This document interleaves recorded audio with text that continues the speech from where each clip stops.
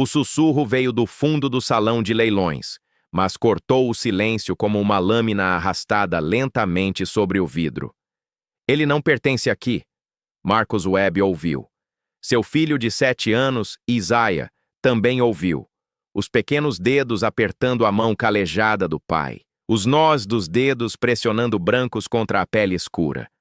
300 people filled the gilded room of the Harrington estate, draped in silk and diamonds and the kind of casual wealth that made ordinary people feel like trespassers in their own country.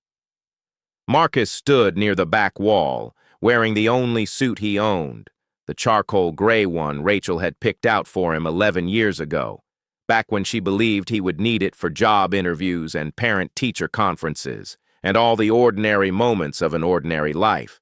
She hadn't known then that it would become his armor, that he would wear it to her funeral, that he would wear it again tonight, standing in a room full of billionaires who looked at him like he was something tracked in on the bottom of their imported Italian shoes. Stay with me for a moment, just a moment, because what happens next in this room will change everything you think you know about power, about dignity, about what a father will do when the world tries to break his son. Everything about this man was polished, from the gleam of his cufflinks to the precision of his haircut to the practiced ease of his cruelty. "Preston," Eleanor said, and her voice had gone carefully neutral. "I was just welcoming Mr. Webb to the auction." Preston Harrington III looked at Marcus the way one might look at a stain on an antique carpet, with irritation and faint disgust, and the absolute certainty that it would be removed. "Yes, I've heard about Mr. Webb. The restorer who thinks he owns a masterpiece because his great-great-grandmother was a thief." Isaiah pressed closer to Marcus's leg. Marcus placed a hand on his son's shoulder, steadying him, steadying himself. "My great-great-grandmother was a good woman who worked hard her entire life," Marcus said, his voice even. "And whatever your family's lawyers say, I have documentation proving that painting was a gift." Preston smiled, but it didn't reach his eyes. Nothing about this man reached his eyes. Documentation can be challenged, provenance can be disputed, and at the end of the day, Mr. Webb, the justice system tends to favor those who can afford to pursue it. He adjusted his cufflinks, a casual gesture that somehow managed to convey absolute certainty.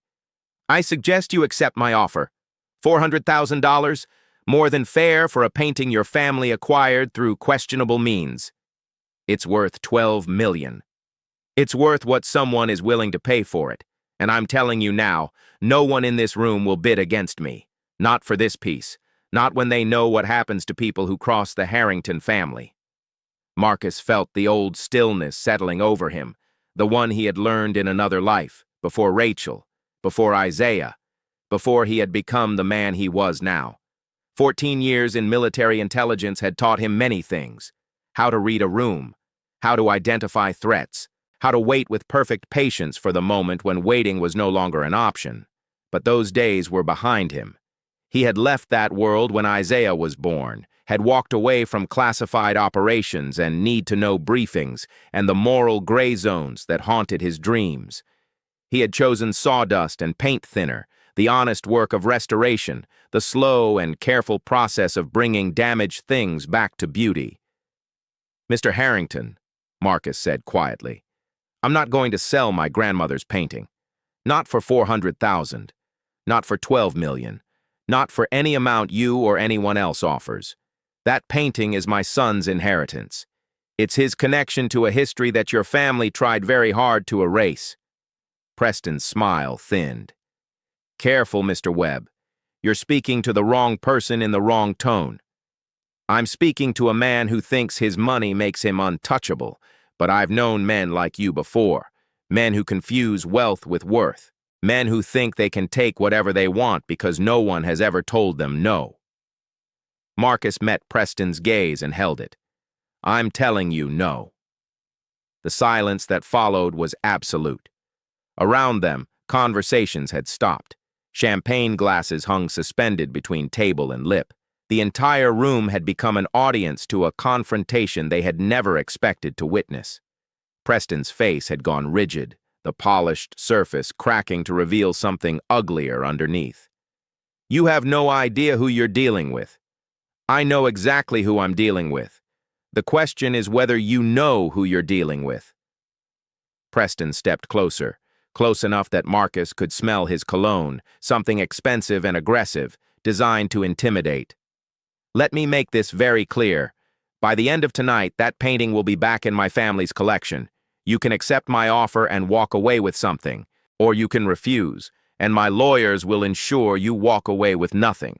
Your choice. He turned and walked away, the crowd parting before him like water before the prow of a ship. Eleanor touched Marcus's arm. Mr. Webb, I'm sorry. I should have warned you more clearly about what you were walking into. You warned me enough. Marcus looked down at Isaiah, who was staring up at him with wide, frightened eyes. Let's get some air, little man. They walked through the crowd toward the terrace doors, and Marcus felt the weight of every gaze that followed them. Some were curious, some were pitying. A few, a precious few, held something that looked like respect. The terrace overlooked a garden that stretched into darkness, sculpted hedges and fountain pools illuminated by carefully positioned lights. The air was cool and clean, carrying the scent of roses and fresh-cut grass, a manufactured paradise for manufactured people. Isaiah sat on a stone bench, his small legs dangling above the ground. Daddy, that man was mean. Yes, he was. Why does he want Grandma's painting so bad? Marcus sat beside his son, looking out at the garden, gathering his thoughts. Because his family used to own a lot of paintings, and somewhere along the way, they decided that they should own all the paintings they ever owned, forever, no matter who else they belonged to now. But Grandma Bessie didn't steal it. You said she didn't. She didn't. Victoria Harrington gave it to her. I've read the letters, Isaiah. Victoria was dying. She knew her family wouldn't approve of the gift, so she gave it quietly, privately, with a note explaining why. Marcus paused, remembering the faded handwriting, the formal language that couldn't quite hide the affection underneath. She said Bessie was the only person in 30 years of service who ever treated her like a human being instead of an obligation. Daddy? Isaiah's voice was small. What are we going to do? Marcus put his arm around his son's shoulders. We're going to go back inside. We're going to watch the auction. And when they call our painting, we're going to say no. As many times as it takes.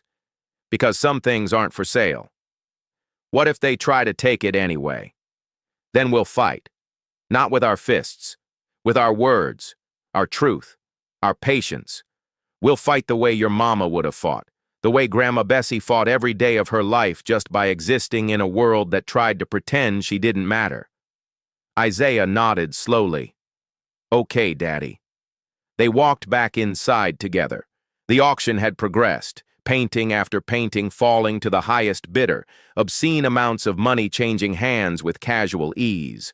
Marcus found their seats near the back, the ones assigned to them, deliberately positioned where they could see everything but influence nothing.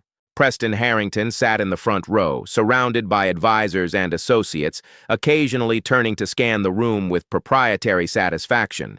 When his eyes found Marcus, he smiled. Lot 47, the auctioneer announced. The Fisherman's Prayer, attributed to Henry Ossawa Tanner, circa 1904. We'll start the bidding at $3 million. Marcus felt Isaiah tense beside him. $3 million to start. The auctioneer continued. Do I hear $3 million? Preston's paddle rose lazily. $3 million to Mr. Harrington. Do I hear 4? Silence. $3 million going once. $3 million going twice. Point of order.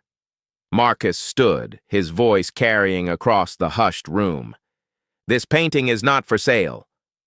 The auctioneer blinked, flustered. Sir, the painting has been consigned for auction.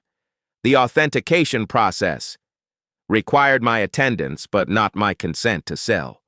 Marcus pulled a document from his jacket pocket. This is a notarized statement withdrawing the painting from auction. According to your own bylaws, the owner may withdraw any item up until the hammer falls. Murmurs rippled through the crowd. Preston was on his feet, face flushed with rage. This is absurd. The painting is part of the Harrington collection. It was stolen. It was given. Marcus's voice cut through the noise like a knife through silk. And I have proof. He walked forward, Isaiah's hand in his, moving through the crowd with the same steady purpose he had once brought to operations in places whose names were still classified. People shifted aside, uncertain, as if sensing something in his bearing that made them reconsider their initial assessments. He reached the front of the room and turned to face the assembled collectors, the billionaires and socialites and old money aristocrats who had dismissed him as an interloper in their gilded world. My name is Marcus Webb. My great-great-grandmother was Bessie Johnson.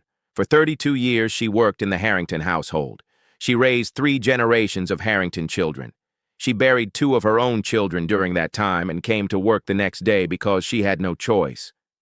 He pulled a yellowed envelope from his pocket. This is a letter from Victoria Harrington to Bessie Johnson, dated March 14, 1908. In it, Victoria acknowledges that she is dying. She acknowledges that her family will contest any gift she makes to a black woman, and she explains why she is giving the fisherman's prayer to Bessie anyway. He opened the envelope and began to read, his voice steady and clear. My dear Bessie, you have been the only true friend I have known in this house of strangers. You have seen me at my worst and treated me with kindness I did not deserve.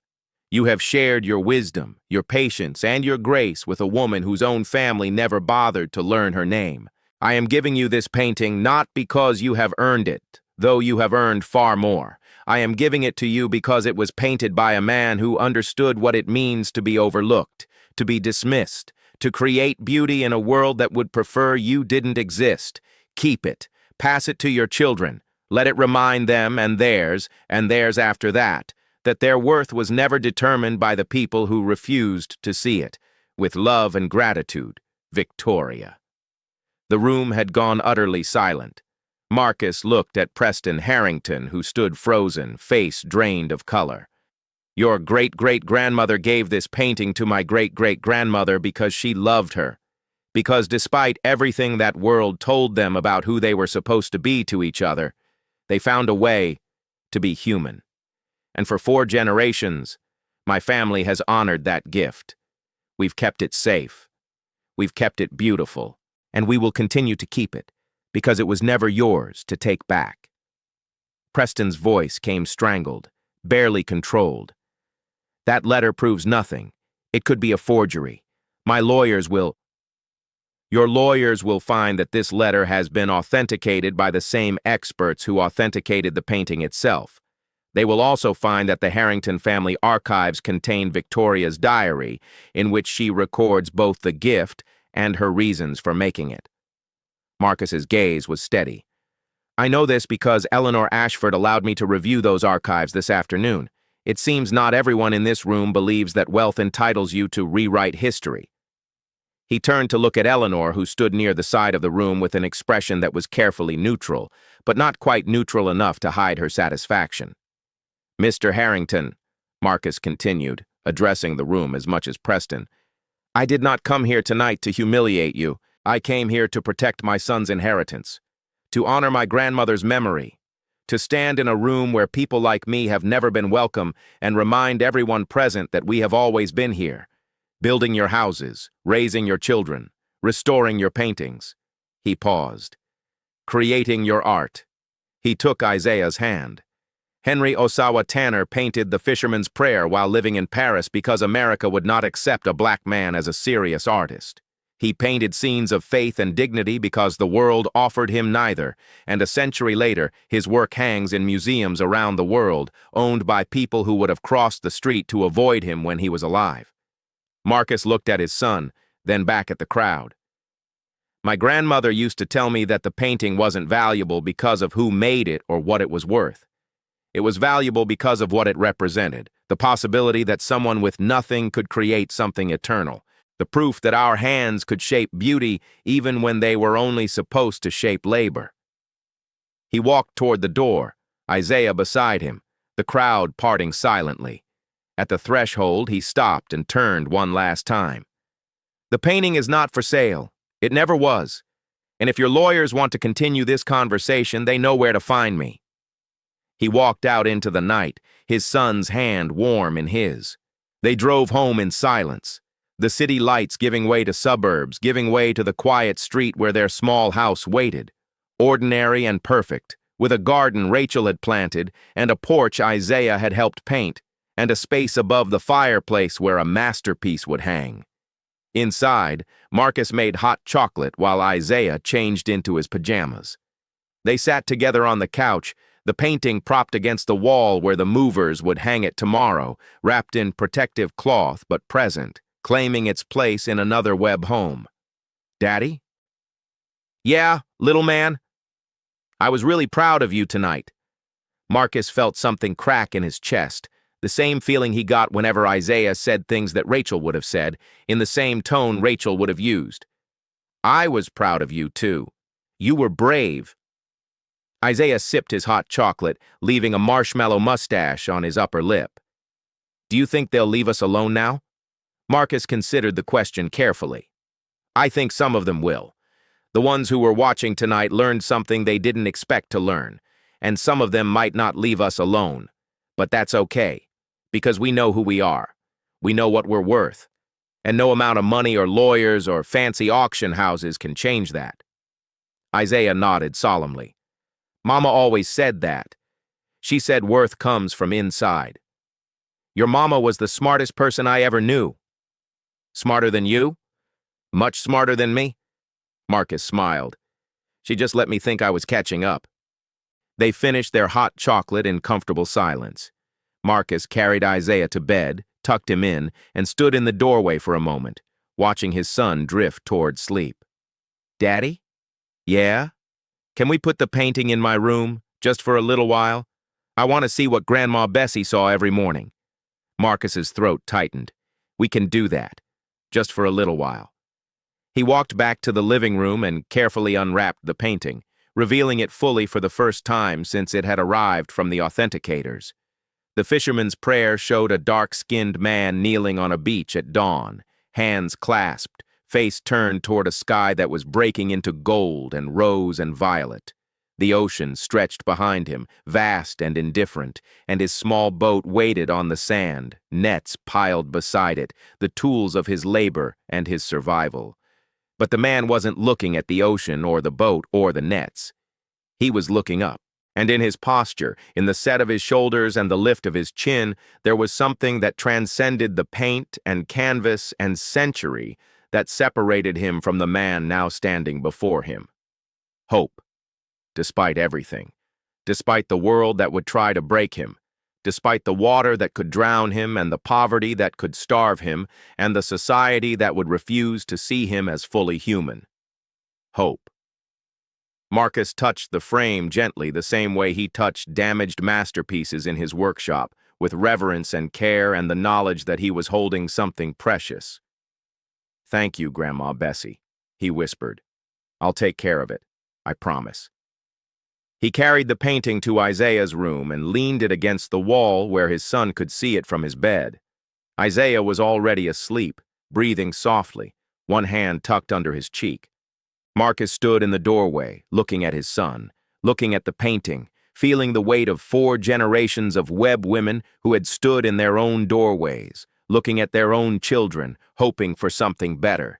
The hope wasn't naive. It had never been naive. It had been earned, daily, through work and sacrifice, and the stubborn refusal to accept that the world's cruelty was the final word.